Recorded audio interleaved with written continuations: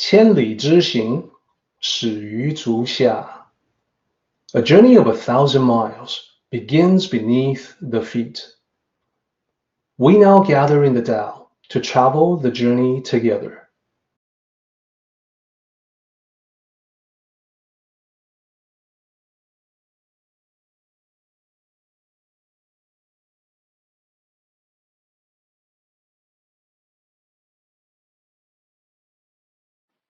Welcome to Tao Talks with Derek Lin, where we delve deeply into the Daodejing by Lao Tzu. Once upon a time, in ancient China, there was a young man who was always complaining about his bad luck in life. He felt he had many unfair obstacles all stacked up against him. So these obstacles prevented him, in his view, from becoming as wealthy as he deserved to be. They prevented him from attaining a high level of position in society. As a result, he was not a happy camper, to say the least. He was constantly frowning, constantly feeling depressed. Whenever he thought about this, he had nothing but anxiety and worries. One day, this unhappy young man came across a Tao sage. He saw that the much older man radiated an inner joy, that somehow this old sage had a calm joy. In his expression, it was unmistakable. This was so different from what the young man felt about himself. He saw this, he could not help it, he sighed. He was like, thinking about his own life. The Tao sage took note of this right away and spoke to the young man out of concern. He said, young man, are you all right? Is there something wrong? And the young man said, I'm fine, master. I'm so sorry. I did not mean to cause any alarm. I was just thinking about my life, master, the young man said. It's just that when I saw you, I could see how serene and truly happy you are. I could not help but feel envious. I thought to myself, why do I feel so troubled? Why do I have so little wealth? In response, the sage said, so little wealth? I think quite the opposite.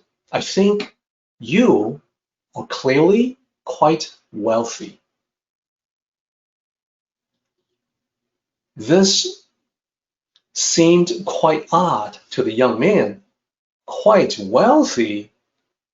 Master, I have plenty of worries. Sometimes I think that's all I have. I have nothing else. How can you possibly say that I am quite wealthy? So the sage said, tell me, young man, if someone were to give you 1,000 silver coins in exchange for 10 years of your life, would you agree to the deal? And the young man said, what? 1,000 silver coins for 10 years of my life? Of course not, master. I mean, I don't know how long I will live in my lifetime, but I certainly can't sell any of my years.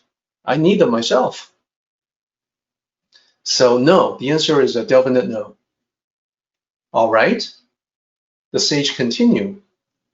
So what if the buyer wants to buy something else other than years of your life? What if he makes a much more lucrative offer?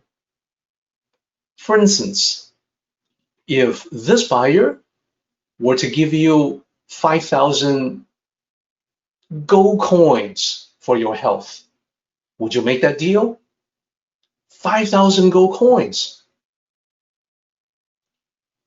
And the young man again said, no, master. He seemed horrified by the thought of selling his health. And the sage said, are you sure? That's a lot of money. And the young man said, I'm quite sure, master. I wouldn't want the misery of sickness or injury for any amount of money.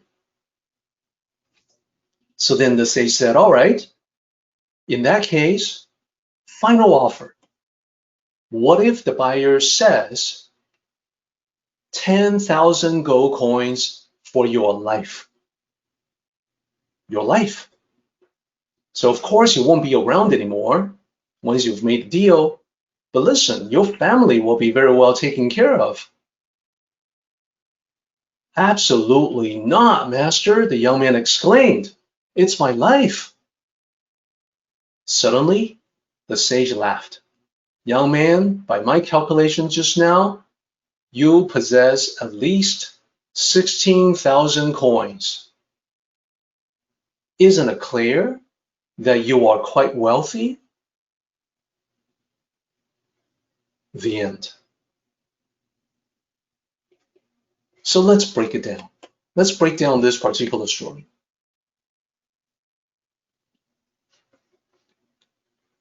So what did the young man think?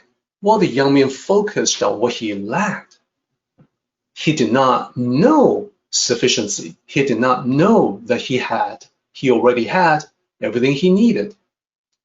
The sage went beyond pointing out that he had just what he needed. The sage pointed out that what he had already possessed was actually of very high value. His health, his life, the years still ahead of him. Now, these are the same basic things that we all possess. Therefore, we too have at least 16,000 coins in the expression of the sage. When we look at it this way, we can also see, well, it's not just, the health, life, and the years ahead of us that we possess. We've got even more than that. So what we possess is a lot more than the 16,000 coins. That's the point of this story. Throughout the entire Daodejing, there are many other chapters that also refer to this key concept of contentment. So what I want to do is to make sure you have a handy reference here that'll show you in one place where those references can be found, including the chapter that we're studying today. So on the subject of contentment, in chapter 33, it says, those who know contentment are wealthy. And now you can link that directly to this story. And then we have chapter 44. This is only a couple of chapters ago that said, knowing contentment avoids disgrace. That makes greater sense when you link it together with the ideas from this chapter that talks about how discontent can lead to all kinds of problems, up to and including disasters, faults, and criminal behavior. So, of course, those are the disgrace that one can avoid by knowing contentment. Makes all the sense in the world. And then 46, this is a chapter where contentment is mentioned more than the other chapters. It's mentioned twice.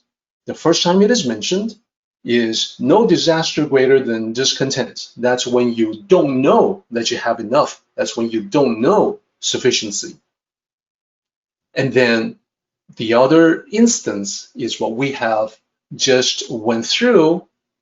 The satisfaction of contentment is the lasting satisfaction.